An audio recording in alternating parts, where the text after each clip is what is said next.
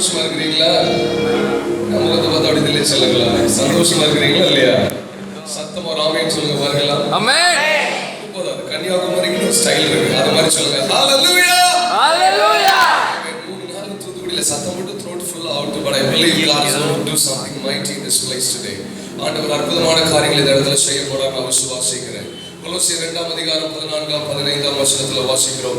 நமக்கு எதிரடையாகவும் கட்டளைகளால் நமக்கு விரோதமாகவும் இருந்த கையெழுத்தை அவர் குலைத்து அதை நடுவில் இராதபடிக்கு எடுத்து அதை சிலுவையிலே ஆணி அடித்து உனக்கு விரோதமாய் எனக்கு விரோதமாய் பிசாசு வைத்திருந்த எல்லா திட்டங்களையும் ஆண்டவர் குலைத்து அதை உன்னுடைய மத்தியிலிருந்து எடுத்து சிலுவையில ஆணி அடிச்சிருக்கிறாரு. தொங்க போடல, ஆணி அடிச்சிட்டாரு.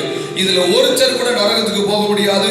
உன்னுடைய பாவங்களுக்காய் என்னுடைய பாவங்களுக்காய் 2000 வருஷங்களுக்கு முன்பதாக அவர் சிலுவையிலே விலைக்கரையம் செஞ்சதுனால இந்த நாள்ல பாவிகளாய் அல்ல, தைரியமாய் கிருபாசன தண்டையிலே சேர்வதற்கு ஒரு நீதிமான்களின் வாலிபர் கூட்டத்திற்கு மத்தியில நான் இந்த நாள்ல நின்று கொண்டிருக்கிறேன். இனி நான் பாவி இல்ல, கிறிஸ்து இயேசுவினால நீதிமானாய் மாற்றப்பட்டேன் சொல்றவங்க மாத்திரம் தலைக்கு மேல 2 கையை தட்டி ஆண்டவருக்கு நல்ல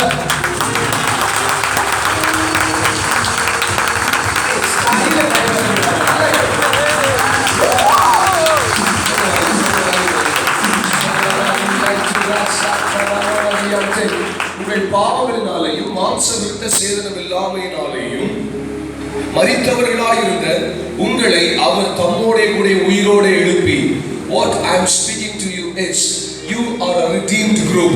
நீங்கள் மீட்கப்பட்டவர்கள், நீங்கள் பாவத்திலிருந்து மீட்கப்பட்டவர்கள். விலைக்கரையம் செலுத்தி ஒருவர் உங்களை வாங்கி இருக்கிறார். குற்ற மனசாட்சியோட அந்த காலை நேரத்தில் உட்கார்ந்திருந்தா ஒரு நிமிஷம் ஆண்டவரை நோக்கி பார்த்து சொல்லு, எனக்காக எல்லாவற்றையும் செலுத்தினவரே, இனி நான் குற்ற மனசாட்சியோடு அல்ல, எனக்காக கிரயம் செலுத்தப்பட்டாயிற்று. நான் பரலோகத்திற்கு உரியவன், நான் பரலோகத்திற்குள்ள செல்லுகிறவன். எத்தனை பேர் விசுவாசிக்கிறீங்க? இதில் இருக்கிற சிறு பிள்ளைகளிலிருந்து பெரிய ஊழியர்கள் வரைக்கும் எல்லாரும் பரலோகத்துக்குள்ள கால வருவீங்க. நானும் உங்க கூட அங்க இருப்பேன். இது ஜெயத்தின் கொண்டாட்டத்தின் வாலிபர் கூட்டம். இங்க அழக்கூடாது, குழந்தைகளை உட்காரக்கூடாது. நல்ல பல்ல காட்சி தலைக்கு மேல கையை தூக்கு. ராமன் சொல்லுங்க பாருங்க. சத்தமா ராமன் சொல்லுங்க பாருங்க. சத்தமா ராமன்.